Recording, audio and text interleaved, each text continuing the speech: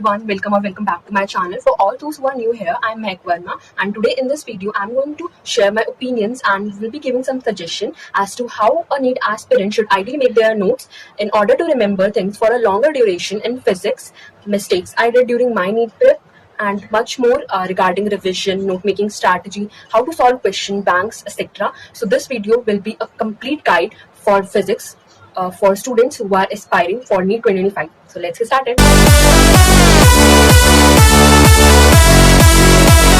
The note making part, so I have written some points here. So starting with the very first point, that is notes in physics are really important. They are like your savior. They will help you whenever you will have tests and all, because the most important thing in physics is remembering formulas.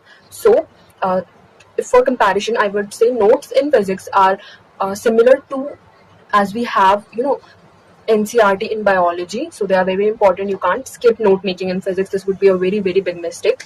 And second thing is you should include only important stuff in your notes. No useless stuff, no extra point which will not be needed during your NEET prep. Just write those formulas, those theory concepts which will help you during your NEET prep and which will be coming in exam. The gist is you should make your notes मतलब ऐसे बनाने चाहिए कि आपको पूरा chapter revise हो जाए, पूरे चैप्टर की इन्फॉर्मेशन आपको मिल जाए, ओनली इंपॉर्टेंट स्टफ, नो बकवास उसमें, ठीक है. And second thing is if you are preparing from online platforms, so has a tip for you, don't waste your time scrolling Telegram and all.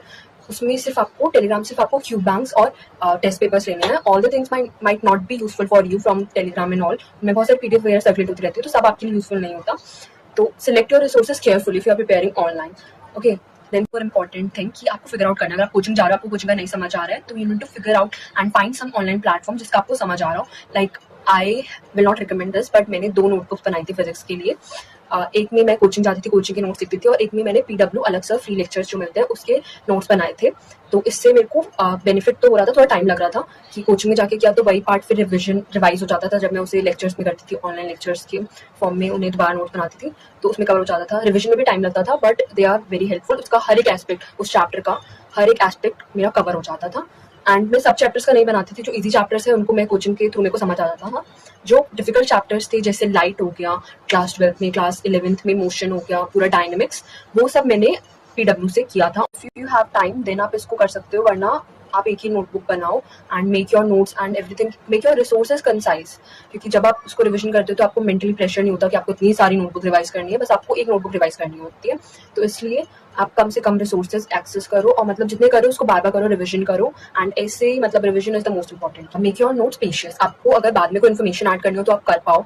Chits use करो, sticky notes होते हैं, उन्हें paste कर दो इन्फॉर्मेशन लिख के. For reference I am showing my notes which are my class 11 notes, chapter 1 units and measurements. So मैंने उसमें छोटी स्पेसेस छोड़ी थी जिसमें बाद में इन्फॉर्मेशन ऐड की थी. तो this will be helpful to make your notes concise या डिटेल.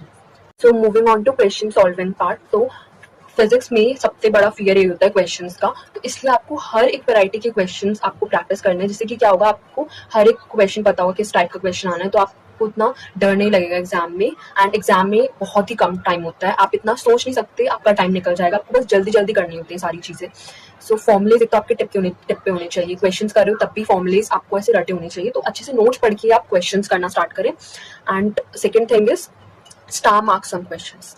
ये मैंने मिस्टेक की थी 11th में, जो कि मैंने 12th के मिड में थोड़ा सा उसको इम्प्रूव करना स्टार्ट कर दिया था. कि पहले आप क्वेश्चंस कर रहे हो तो पहले स्टार मार्क कर लो कुछ क्वेश्चंस को जो इंपॉर्टेंट लग रहे हैं आपको या फिर थोड़े डिफिकल्ट है. एंड नेक्स्ट टाइम जब आप रिवाइज करोगे तो आप उनसे स्टार मार्क क्वेश्चंस को करो, क्योंकि most of the questions easy होते हैं, वो आपसे हो जाएंगे. टू रिविजन वाला पार्ट. सो रिविजन के लिए you should have a strategy and एक टाइमलाइन होनी चाहिए कि इस दिन टेस्ट है तो उससे एक हफ्ता पहले आप रिवाइज करना स्टार्ट कर दोगे. एंड रिविजन में क्या करना है, notes, star mark questions and ये सब करना है. And second thing is make use of your अलमीरा and walls. Make small notes, small chits onto which you will write the formula and paste it on them. This is helpful. And second thing is small test आपको लेने हैं जो कि small syllabus के होंगे, थोड़ा chunk आएगा syllabus का. इससे आपको कॉन्सेप्ट की बेटर अंडरस्टैंडिंग होगी, उसके लिए हेल्पफुल होगा. And last thing is resources जो मैंने यूज किए. तो these are some list of resources जो मैंने यूज किए. एंड बुक्स में HC Verma is not mandatory. You can use it if you have time only, otherwise में करने का कोई फायदा नहीं है. And these are some lists, so you can try.